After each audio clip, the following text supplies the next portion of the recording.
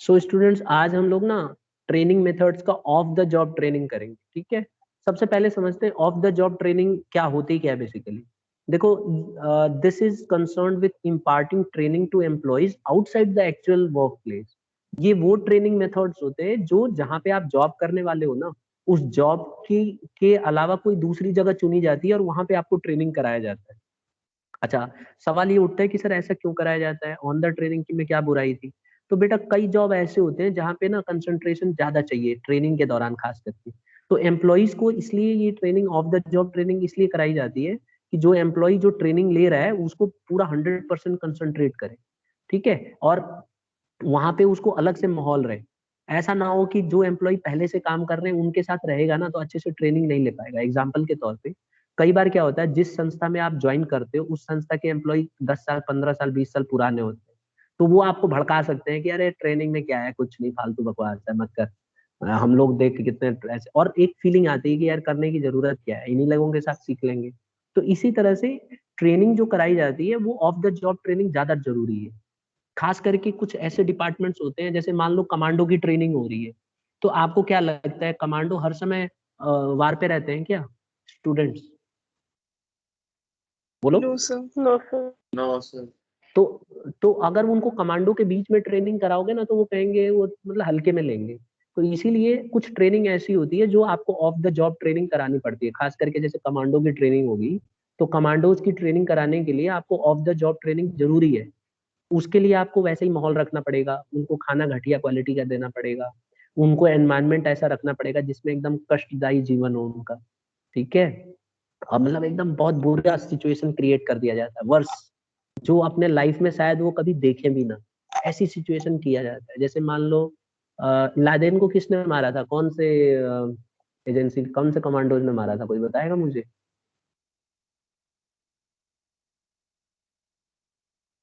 नहीं? बोलो, यूएस ने। पता है कि नहीं? यूएस ने मारा था वो तो सबको पता है, लेकिन कौन से कमांडोज ने मारा था? नहीं पता? पता है तो बताओ। चलो मैं बता देता हूँ, सील कमांडोज ने मारा। तो अमेरिका के पास कई तरह के, हर एक देश में कमांडोज होते हैं, जैसे इंडिया में भी कमांडोज हैं, वैसे ही वहाँ के जो कमांडोज है एक सील कमांडोज बोलते हैं उसको, सील्स। बहुत टफ ट्रेनिंग होती है। मैं एक बार पढ़ रहा था सील कमांडो में क्या क्या चाहिए होती है क्वालिफिकेशन, मतलब बनने के लिए। तो सील कमांडोज को बहुत रफ पैचेस से गुजरना पड़ता है।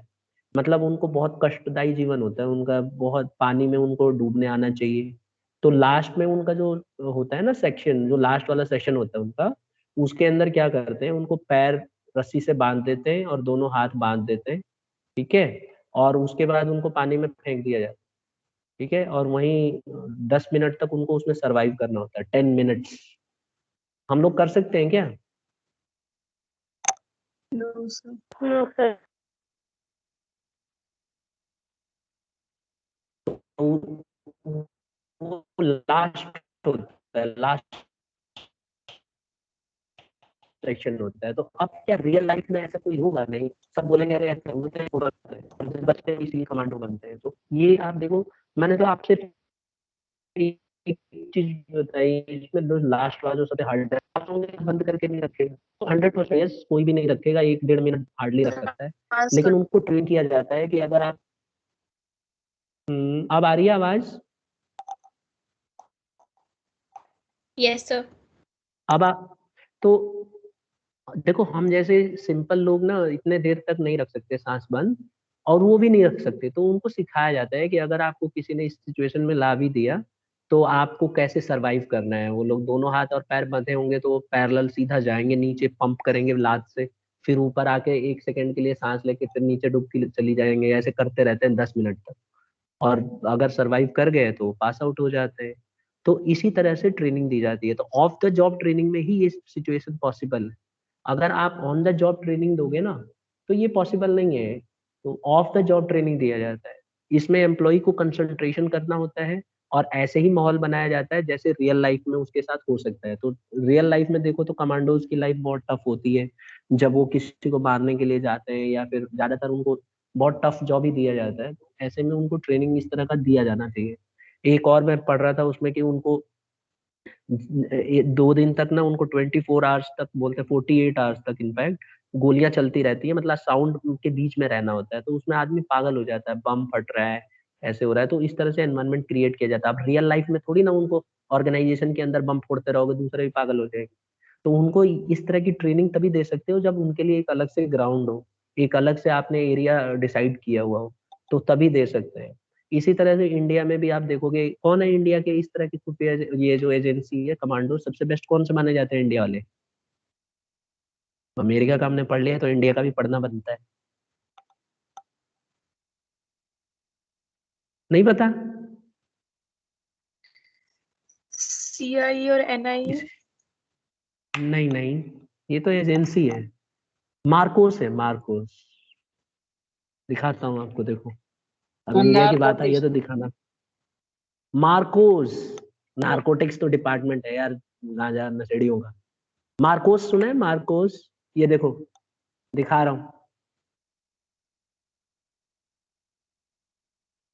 ये इंडियन कमांडोज हैं, बहुत जबरदस्त कमांडो होते हैं, वर्ल्ड में इनकी रैंकिंग है, ऐसे हल्के में मत लेना इनको। ये रखो, ये रहा, दिख रहा है स्क्रीन पे, इंडियन नेवी मरीन कमांडोज बोलते हैं इनको, मार्कोस बोला जाता है।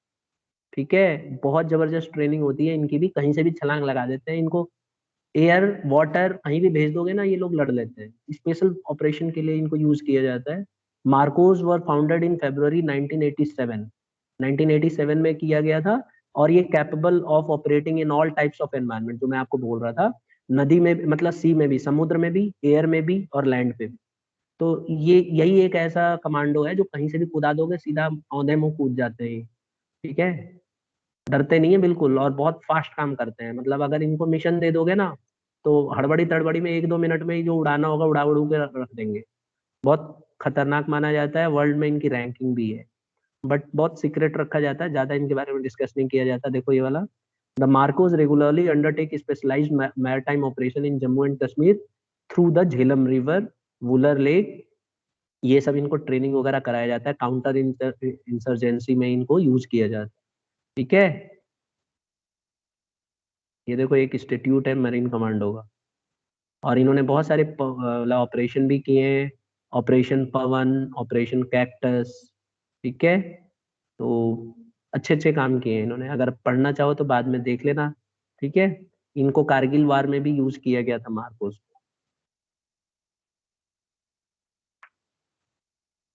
पढ़े? अब आपको यस। क्या लगता है मार्कोस की ट्रेनिंग कहाँ देंगे? मार्कोस की ट्रेनिंग नेवी में थोड़ी ना देंगे, इनको अलग से ट्रेनिंग ग्राउंड होता है, वहां इनको ट्रेनिंग दिया जाए। ठीक है, इनको भी सिखाया जाता है कि कैसे सरवाइव करना है। मार्कोस का मैं देख रहा था, इनका जो लास्ट सेक्शन होता है बहुत क्रिटिकल होता है, मतलब इनको लिटरली ऐसा पानी पिलाते हैं जिसमें इन्फेक्शन भरा होता है, गटर का पानी पीना होता है, इस तरह के सर्वाइवल को सिखाया जाता है। जो इसको पास आउट नहीं करेगा उसको नहीं रखेंगे, अगर हमारे जैसे कॉमन पीपल को दे दिया तो ऐसे ही वायरस से ही मर जाएगा वो, तरह तरह की बीमारियां फैल जाएंगी। इनको ये सब एकदम अप टू डेट रहते हैं ये लोग, बीमारियां नहीं होती इनको, रनिंग बहुत कई किलोमीटर तक भागते चले जाएंगे, थकेंगे नहीं।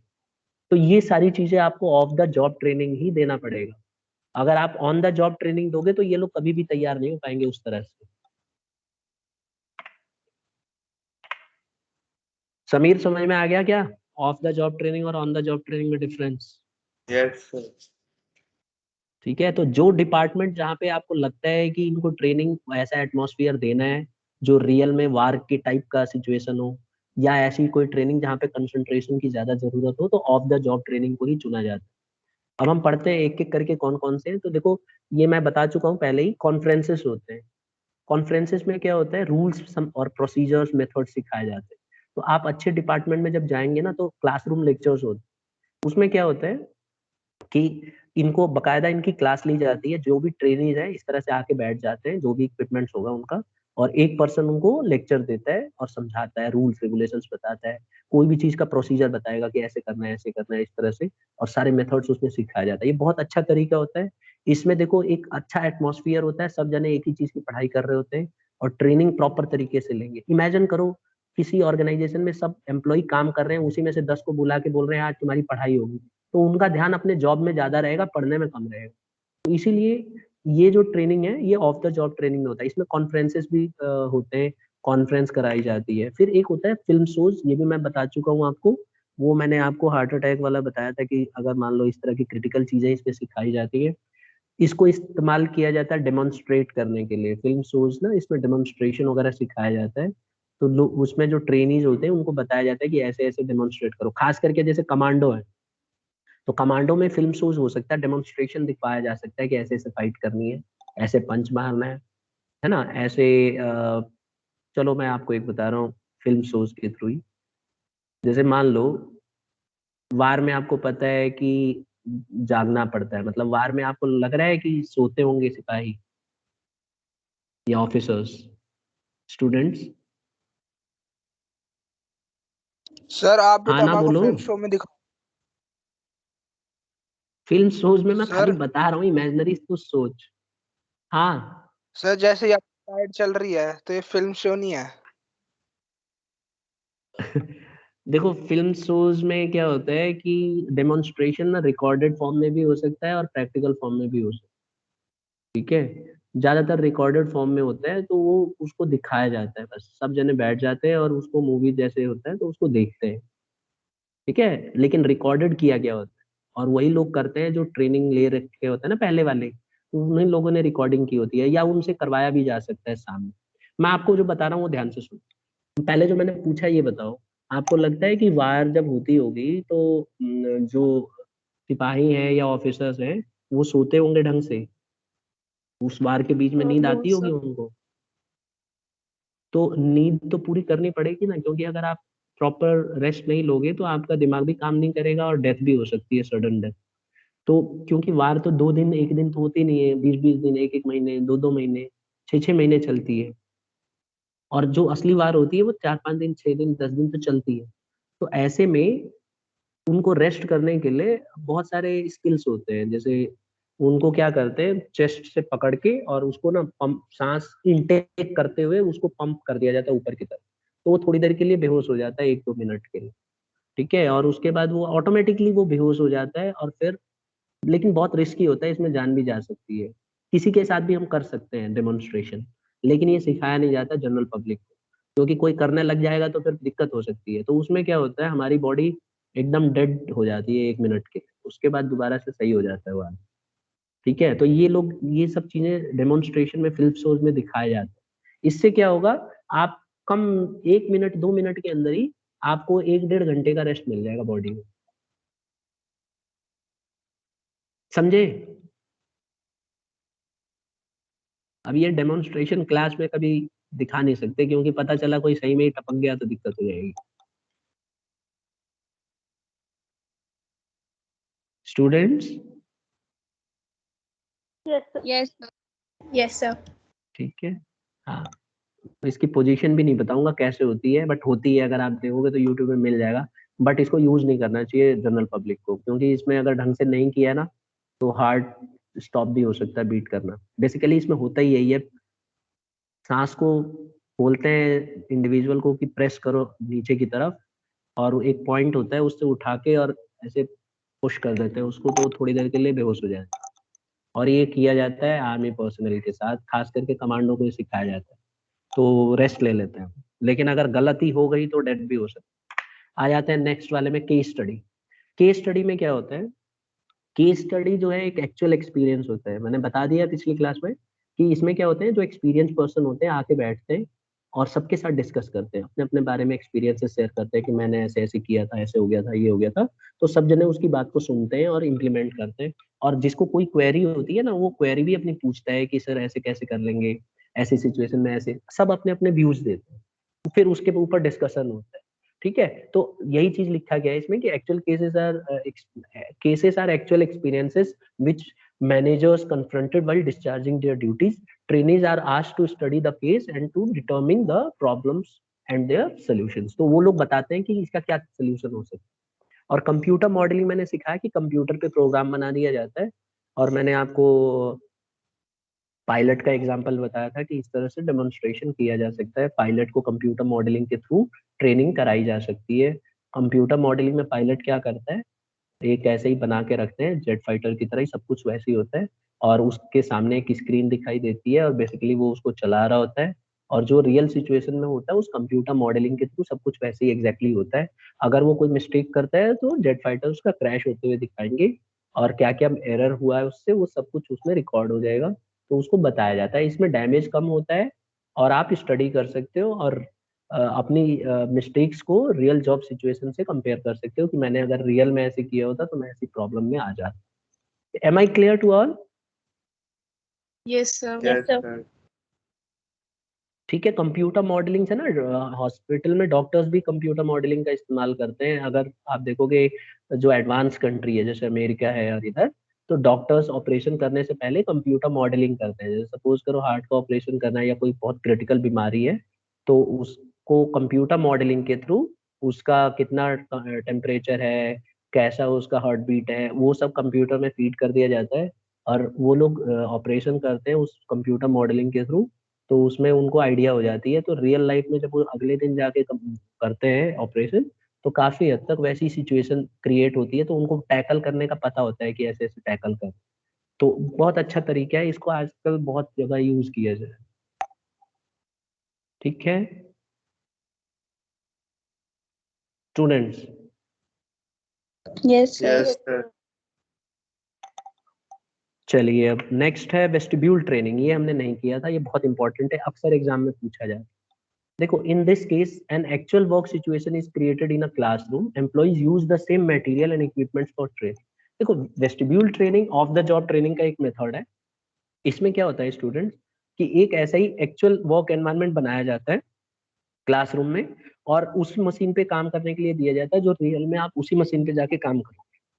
तो ट्रेनिंग के दौरान जब आपको ट्रेनिंग दी जा रही होती है ना, तो वैसा ही इक्विपमेंट दिया जाता है जो इक्विपमेंट आप आगे फ्यूचर में यूज करोगे, तो उस पर सीखने में आसानी हो जाती है, और आप उससे अच्छे से सीख लेते हो, तो आगे जाके रियल लाइफ में उसको अच्छे से इस्तेमाल करोगे। आ गया समझ में? Yes, sir. ठीक है। फिर नेक्स्ट आता है programmed instructions. Now this is a method of presenting a new subject to the trainees in a graded sequence. Simple से कॉम्प्लेक्स की तरफ जाया जाता है। इसमें क्या होता है कि कंप्यूटर प्रोग्राम्स के थ्रू इसमें सिखाया जाता है। ठीक है, तो जैसे अपने आप ही इसमें सीखते हैं। जैसे आपने कोई गलती की तो उस गलती में ऐसे करते, तो आप खुद उसमें आपसे कोई क्वेश्चन पूछेगा कंप्यूटर कि ऐसे होगा, तो आप कुछ अपना आंसर दोगे कि ऐसे, फिर वो बोलेगा अच्छा ठीक है ऐसे करोगे तो ये प्रॉब्लम आएगी, फिर आप लौट के वापस आओगे नहीं ये गलती नहीं करूंगा, फिर आप दोबारा से दूसरा आंसर बताओगे, फिर इस तरह से सेल्फ प्रैक्टिस होती है। ठीक है, इसमें क्या होता है कंप्यूटर में प्रोग्राम बना दिया जाता है और आपसे पूछा जाता है, तो आप कोई ना कोई आंसर देते हो, तो जिस वे में आप जाते हो कंप्यूटर आपको उसी वे में लेके जाता है, फिर लास्ट में आपकी गलती पकड़ में आती है, फिर आप समझ जाते हो नहीं ऐसे करूंगा तो ऐसे गलती होगी, ऐसे करूंगा तो ऐसे होगी। फिर उसके बाद दोबारा से आपको दूसरी चीज सिखाया जाता है। फॉर एग्जाम्पल जैसे मान लो आपको कोई चीज सीखना है, सपोज करो डिश बनाने की ट्रेनिंग दे रहे हैं, खाना बनाने की ट्रेनिंग। ठीक है, तो मान लो आपको दही बनाने की ट्रेनिंग दे रहे हैं, कर्ड। अब गर्ल्स बताएंगी कैसे बनाते हैं दही बेटा। मान लो पहला इंस्ट्रक्शन है कि मिल्क को हमने जो हम मिल्क लेके आते हैं पहले उसे उबालना चाहिए कि सीधा उसमें कर्ड डाल देना चाहिए। सर बॉईल करते हैं दो पहले। दो ऑप्शन उबालना दे रहा हूँ, चाहिए। बॉयल करेंगे या सीधा यूज कर। चलो ठीक है, आपने ये आंसर सही चुन लिया, बॉयल करेंगे। ठीक है, बॉयल कर दिया। बॉयल करने के बाद दो ऑप्शन है, इमीडिएटली कर्ड डालेंगे, दूसरा ऑप्शन है आफ्टर 10 मिनट्स, तीसरा ऑप्शन है कि when the temperature comes to a normal normal temperature, room का जो टेम्परेचर है उस तक आ जाए तब। कौन सा ऑप्शन चुन रहे हो? सर थोड़ा नॉर्मल सेटअप पे। करके डालते हैं नॉर्मल पे। ठीक है, दूसरी मान लो एक स्टूडेंट कह रहा है, कंप्यूटर पे आ रहा है क्वेश्चन ये, मान लो एक स्टूडेंट कह रहा है कि सर 10 मिनट बाद डाल देंगे। अब 10 मिनट वाले का आंसर कंप्यूटर आगे लेके चलेगा। जैसे ही 10 मिनट बाद डालोगे, तो उसके बाद दही जो है प्रोसेस, अभी ठंडा तो हुआ नहीं था, दही नॉर्मल टेम्परेचर से ज्यादा गर्म है, तो जो दही के अंदर जो हमारे होते हैं बैक्टीरिया, तो उससे क्या होगा, दही जो जमेगी पानी पानी रहेगा उसमें, दही कम रहेगी पानी ज्यादा रहेगा, और दही घटिया क्वालिटी की बनेगी। तो लास्ट में उसका रिजल्ट यही आएगा, फिर आप समझोगे नहीं मैंने तो गलती कर दी। फिर कंप्यूटर आपसे दोबारा वही क्वेश्चन पूछेगा, इस बार आपको थर्ड ऑप्शन चुनना है, तो थर्ड ऑप्शन हमने चुन लिया। ठीक है, इसके बाद इसको क्या ले जाके फ्रिज में तुरंत रख देंगे, या फिर हम लोग इसको बाहर रखेंगे किचन में। सर गरम जगह पर रखते हैं। गर्म जगह पे यानी कि फिर से इसको ढक के रखते हैं। सब ब्लैंकेट वगैरह में ठीक। फोल्ड करके भी रख सकते हैं। Very good. और ये हॉट केस में भी रख सकते हैं क्या? सर हॉट केस में आएगी नहीं ना। अरे मतलब अगर छोटी रखना होगी तो चाहे आ तो जाएगी, रख सकते हाँ हैं तो वैसे। ठीक रख सकते हैं ना, तो आपका वो वाला प्रॉब्लम सॉल्व हो गई ना। आप ये कह रही हो देखो दही तभी अच्छी जमती है जब उसका टेम्परेचर धीरे धीरे कम हो। ठीक है, तो इसके लिए हॉट केस सबसे बेस्ट होता है। तो आप हॉट केस में रख दो, धीरे धीरे गर्म वो होगा तो दही एक नंबर की जमेगी। अब देखो मैंने दही जमाना सिखा दिया आपको। सर आता है बस। आता है ठीक है, मतलब कंप्यूटर से सीखने को मिल रहा है। आता है वो तो मुझे भी पता है, मुझे बल्कि नहीं आता, तुम्ही लोगों से सीख रहा हूं। चलिए तो ठीक है, ये हो गया, बस खत्म। प्रोग्राम इंस्ट्रक्शन समझ में आ गया। कंप्यूटर के अंदर प्रोग्राम बनाया जाता है, क्वेश्चंस पुट अप किए जाते हैं सामने वाले ट्रेनी से, ट्रेनी उसका जवाब देता रहता है, जो वो जवाब देगा उसको आगे फॉलो करते रहेंगे। फिर लास्ट में सिंपल टू कॉम्प्लेक्स हो जाएगा और लास्ट में रिजल्ट देखो क्या आएगा। जो बेस्ट रिजल्ट है उससे आप सीख जाओगे कि ऐसे करना चाहिए। ठीक है, यस सर। ठीक है, तो बस आज क्लास हो गई ओवर। और इसके बाद एक बार ये लास्ट में जाते जाते इसे खत्म कर लेते हैं। ये बहुत इंपॉर्टेंट है, ये आपको पीडीएफ मैंने भेजा हुआ है, नोटबुक में भी लिख लेना। ऑन द जॉब ट्रेनिंग में ये 4 आते हैं, ऑफ द जॉब ट्रेनिंग में ये 6 आते हैं। तो इसमें से क्वेश्चन 100% आएगा। आपको कैसे एक्सप्लेन करना है वो अच्छे से आना चाहिए, नोटबुक बना लेना और सबका एक दो एग्जाम्पल रखना जिससे कि आपके दिमाग में बैठा रहे। और एप्लीकेशन बेस्ड में अगर कोई क्वेश्चन अच्छा आता है इनके इनके बेस्ड, तो वो भी आप नोट्स में आप उसको ऐड करने की जगह छोड़ देना थोड़ा, उससे बहुत फायदा होता है आपको। हो सकता है कि ऐसे ही एग्जांपल आपके एप्लीकेशन बेस्ड क्वेश्चन आ जाए तो फटाक से आंसर आप 2 मिनट में दे दोगे। तो ये सब ट्रिक टेक्निक्स होती हैं अच्छे मार्क्स लाने में बिजनेस। नोटबुक में ये कंप्लीट रखो। ठीक है, तो आज की क्लास ओवर हो गई और ये टॉपिक भी खत्म हो चुका है। इनफैक्ट ये रिवीजन ही चल रहा था हमारा, बहुत डिटेल में हो गया ये चैप्टर। अब मैं उम्मीद करूंगा इसमें नंबर किसी के ना कटे।